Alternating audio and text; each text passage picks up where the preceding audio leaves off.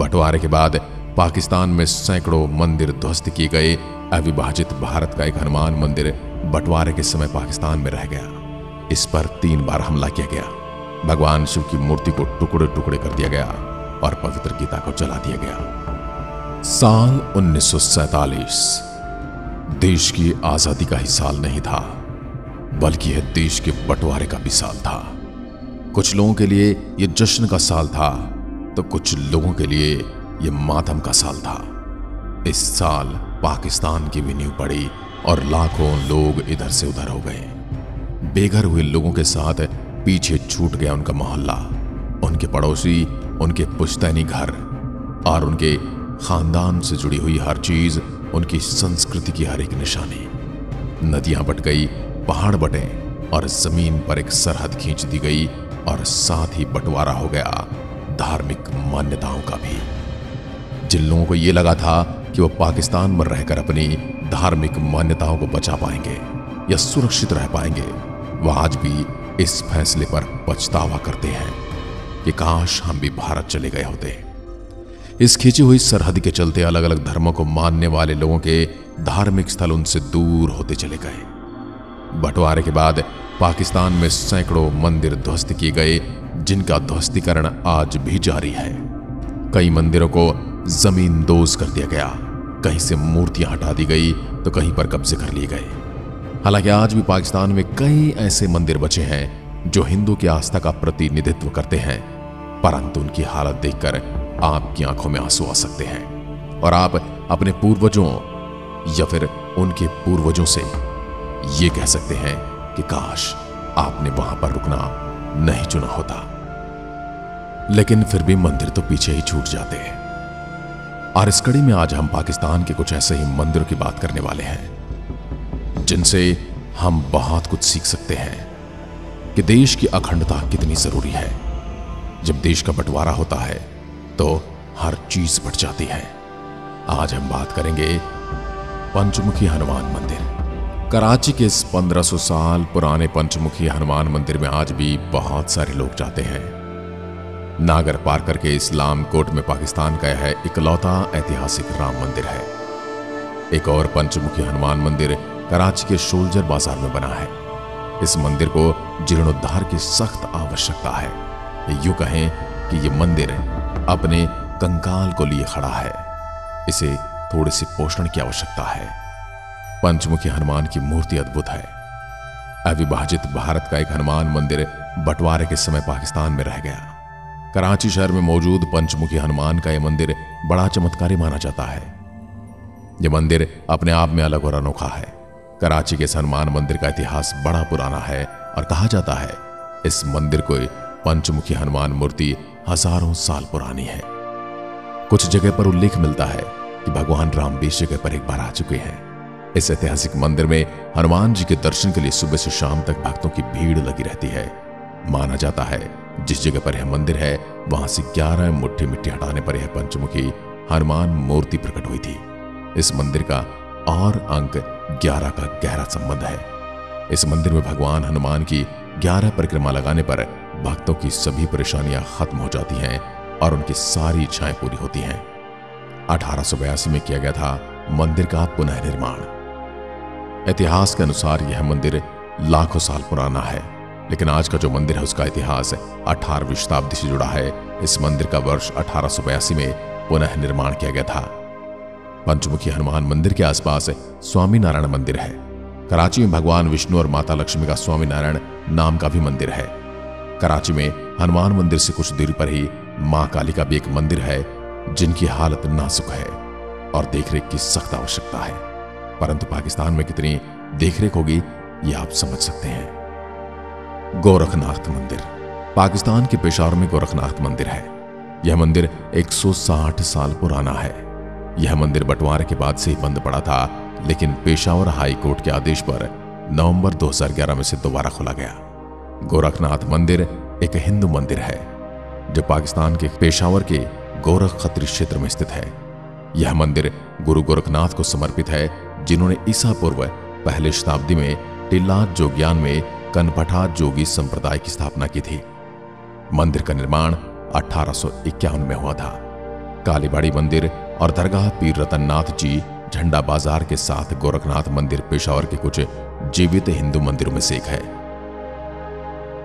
मंदिर के पुजारी की बेटी द्वारा दायर याचिका के परिणाम स्वरूप पेशावर उच्च न्यायालय ने एक वैक्यू ट्रस्ट प्रॉपर्टी बोर्ड को इस मंदिर को खोलने का आदेश दिया था। इसका निर्माण वर्ष 1838 से 1842 के दौरान गवर्नर एविटाबिले के शासनकाल के दौरान किया गया है, लेकिन इसके निर्माण की तारीख 1823 से 1830 के बीच की बताई गई है। गौर खत्री मंदिर को पश्चिम में पूर्व अक्ष पर 2 क्षेत्रों में विभाजित किया गया है। पूर्वी बनाम पश्चिमी मंदिर जो एक कक्ष से जुड़े हुए हैं। मंदिर के दोबारा खुलने के बाद अगले 2 महीने में इस पर 3 बार हमला किया गया। इस तरह के तीसरे हमले में हमलावरों ने मंदिर के अंदर देवताओं की तस्वीरें जला दी और मूर्तियों को छीन लिया और उन्हें खंडित कर दिया। भगवान शिव की मूर्ति को टुकड़े टुकड़े कर दिया गया और पवित्र गीता को जला दिया गया। अंदाजा लगाइए जो हिंदू पाकिस्तान में आज रहते हैं उनकी हालत क्या होगी। गौरी मंदिर, ये जो तस्वीर आप अपनी स्क्रीन पर देख रहे हैं, ये पाकिस्तान में स्थित हिंदू धर्म का तीसरा विशाल मंदिर गौरी मंदिर है। यह मंदिर सिंध प्रांत के थार पारकर जिले में स्थित है। पाकिस्तान के इस जिले में अधिकतर मुस्लिमों की संख्या है और इसमें से अधिकतर आदिवासी हैं। पाकिस्तान के मूल लोग इन्हें थारी हिंदू कहते हैं। मान्यता है कि गौरी मंदिर मूल रूप से जैन मंदिर है, लेकिन इसमें अधिकतर हिंदू धर्म के देवी देवताओं की मूर्तियां स्थापित हैं। इस मंदिर की स्थापत्य शैली राजस्थान और गुजरात की सीमा पर बसे माउंट आबू के मंदिरों जैसी है। इस मंदिर की स्थापना 16वीं सदी के आसपास की मानी जाती है। थार की बाकी जगहों की अपेक्षा इस सफेद पत्थर के बने मंदिर में शायद ही अब कोई पूजा होती होगी। इस मंदिर के पास के गांव को गौरी गांव भी कहा जाता है। यहाँ की मान्यताओं के अनुसार इस मंदिर के निर्माण के लिए यह मान्यता है कि इस मंदिर को एक अमीर हिंदू व्यापारी ने भगवान पार्श्वनाथ के लिए बनाया था। भगवान पार्श्वनाथ जैन धर्म के 33वें अनुयायी माने जाते हैं, लेकिन पाकिस्तान में शायद ही अब कोई जैन धर्म के लोग हों जो इस मंदिर का रखरखाव कर सके, और हिंदू को तो रखरखाव करने ही नहीं दिया जाता। वास्तुकला का अद्भुत नमूना एक रहस्यमयी जगह बनकर रह गया है। अब यह किसी भूतिया जगह से कम नहीं। यह मंदिर किसी और संस्कृति का नमूना भी माना जा सकता है, क्योंकि इसकी वास्तुकला मिली जुली है।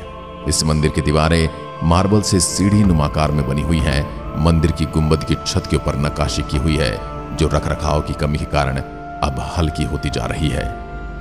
इसी मंदिर के पास एक कुआं है जिसे वहां के स्थानीय लोग जादुई कुआं मानते हैं। इसे मारवी जोग कुआं के नाम से जाना जाता है। वहां के स्थानीय के अनुसार मान्यता है कि एक थारी महिला का राजा उमेर ने अपहरण कर लिया था। वो महिला इसी कुएं के पास थी जब उसका अपहरण किया, इसलिए माना जाता कि कुआं कभी भी नहीं सूखता। इसके साथ ही इसका पानी भी एकदम साफ है। ऐसा लगता है हमेशा से इसका रखरखाव किया गया है। माना जाता है कि मारवी नाम की महिला आज भी इस स्थान पर रहती है। गौरी के मंदिर के लिए लोगों का मानना है कि माता गौरी के आशीर्वाद से कुआं कभी नहीं सूखता है।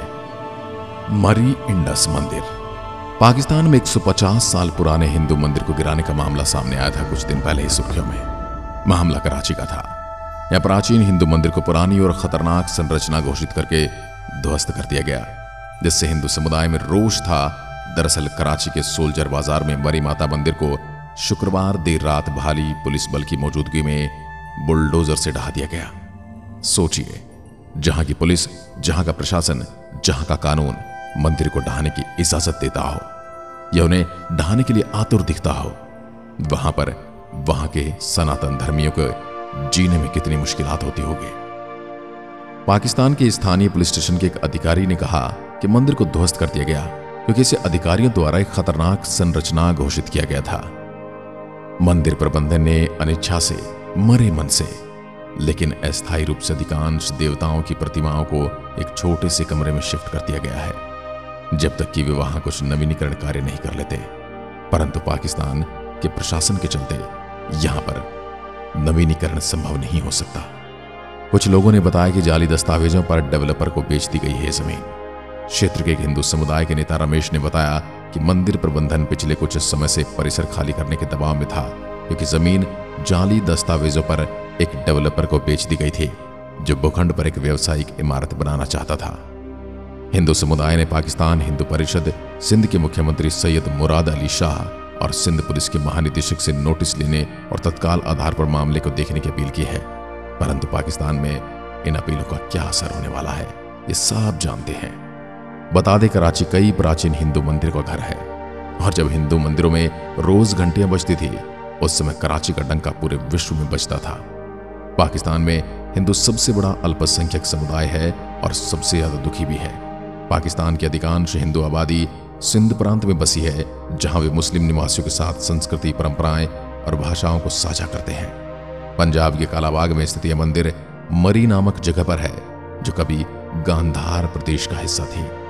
चीनी यात्री ह्यूनसांग ने भी अपनी पुस्तक में मरी का उल्लेख किया है। 5वीं सदी में बना यह मंदिर स्थापत्य की दृष्टि से अद्भुत है, लेकिन उपेक्षा के कारण खंडहर हो चुका है। श्री वरुण देव मंदिर। यह मंदिर पाकिस्तान के सिंध में स्थित है। लाखों बार मुस्लिम चरमपंथियों के प्रहार सहने के बाद भी सनातन संस्कृति के ध्वज को ऊंचा लहराता यह मंदिर आज भी खड़ा है। श्री वरुण देव मंदिर पाकिस्तान के सिंध के कराची में मनोरा द्वीप पर स्थित है। मंदिर जल देवता वरुण को समर्पित है।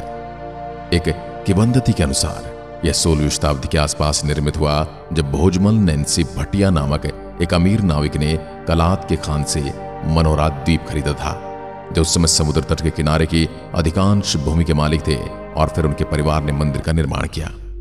मंदिर के निर्माण या नींव का सही वर्ष ज्ञात नहीं, लेकिन यह व्यापक रूप से माना जाता है कि वर्तमान संरचना का 1917 से 18 के आसपास पुनः निर्माण किया गया था। देवनागरी लिपि में शिलालेख भी मौजूद है, जिस पर ओम वरुण देव मंदिर लिखा गया है।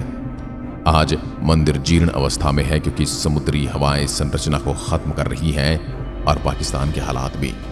और मंदिर की दीवारों पर समृद्ध नक्काशी धीरे धीरे मिट रही है, और शायद आने वाले समय में इसे भी एक खतरनाक संरचना घोषित करके ध्वस्त कर दिया जाएगा। अमेरिकी सरकार द्वारा इसे पोषित परियोजना के तहत Sindh exploration and adventure society द्वारा संरचना की रक्षा और संरक्षण के प्रयास किए गए हैं, परंतु पाकिस्तान में अधिकतर पैसा तो ठेकेदार और इस काम को देखने वाले नेता ही खा जाते हैं। 1000 साल पुराने इस अद्भुत मंदिर को 1947 में बंटवारे के बाद भूमाफियाओं ने अपने कब्जे में ले लिया था। 2007 में पाकिस्तान हिंदू काउंसिल ने इस बंद पड़े और क्षतिग्रस्त मंदिर को फिर से तैयार करने का फैसला किया। जून 2007 में इसका नियंत्रण PHC को मिल गया, लेकिन इस मंदिर की देखरेख आज भी नहीं है। स्वामी नारायण मंदिर। पाकिस्तान के कराची में बना श्री स्वामी नारायण हिंदू मंदिर बड़ा खास है। सालों पुराना यह मंदिर बड़ा ही भव्य है और दिखने में सुंदर है। मंदिर के आकार का हिसाब इसे बनाने के लिए लगने वाले समय से पता लग सकता है। कहा जाता है इस मंदिर को बनने में 3 साल का समय लगा था। पाकिस्तान में रहने वाले लोग इस मंदिर को धर्मशाला की तरह इस्तेमाल करते हैं, और जो लोग इसे मंदिर मानते हैं उन्हें इसमें पूजा का अधिकार बहुत कम है। साधु बेला मंदिर सुक्कूर। पाकिस्तान में 2022 में बाढ़ का तांडव देखा गया। पाकिस्तान में इस साल मानसून के दौरान रिकॉर्ड बारिश होने के बाद सिंध प्रांत में स्थित मंचर झील भर गई। लगातार हो रही मूसलाधार बारिश के कारण 1/3 पाकिस्तान पानी में डूब गया था। इस बाढ़ में बहुत से लोगों को अपनी जान गंवानी पड़ी थी। इस बाढ़ में ऐतिहासिक हिंदू मंदिर साधु बेला भी डूब गया। मूल रूप से मेनक पर्वत के रूप में जाने जाने वाला साधु बेला मंदिर उन ऐतिहासिक स्थानों में से एक है जिससे एक कहानी जुड़ी है।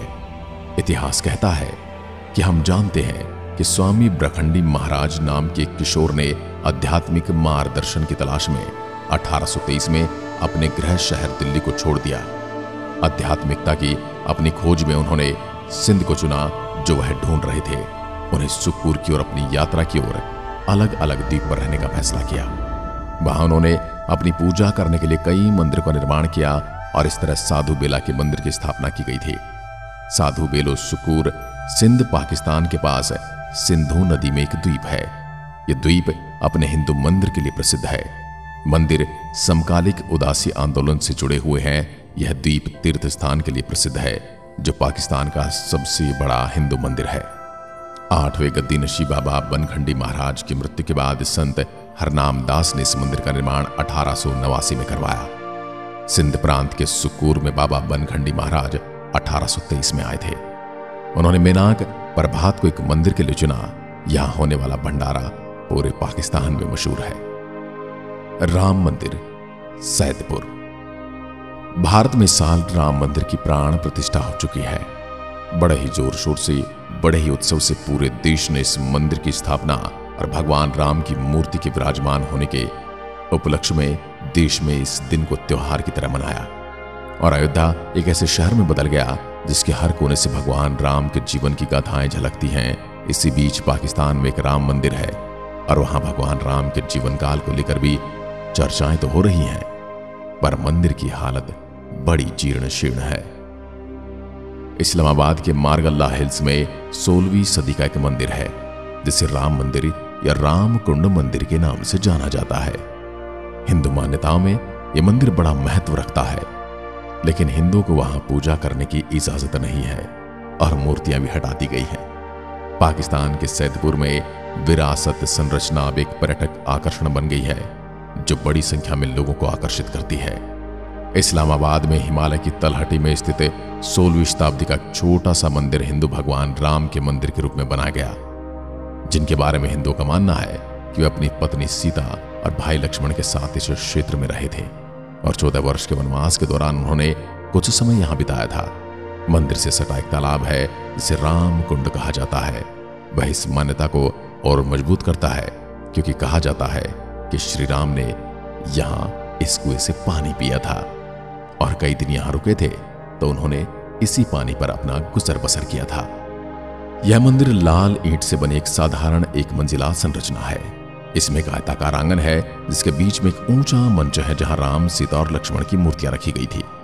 1893 के आधिकारिक रिकॉर्ड के अनुसार भगवान राम के जीवन की स्मृति में स्थल के पास एक तालाब पर वार्षिक मेले का आयोजन किया जाता था।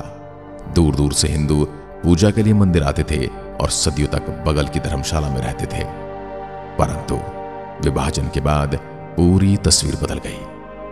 1947 विभाजन के बाद पाकिस्तानी अधिकारियों द्वारा हिंदुओं को मंदिर और उस परिसर में पूजा करने की अनुमति ही नहीं दी गई जिसमें यह स्थित है। अब 1960 में पंजाब के मैदानी इलाके की सीमा पर इस्लामाबाद शहर की स्थापना हुई। उसी वर्ष राम मंदिर परिसर को लड़कियों के स्कूल में बदल दिया गया।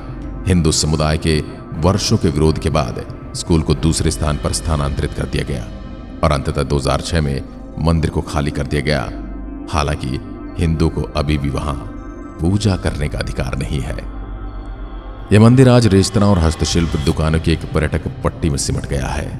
मीठे पानी के तालाबों के बजाय जो कभी इस क्षेत्र को घेरे हुए थे और हिंदू समुदाय द्वारा पवित्र माने जाते थे, अब एक दूषित वर्षा जल चैनल गांव से होकर बहता है।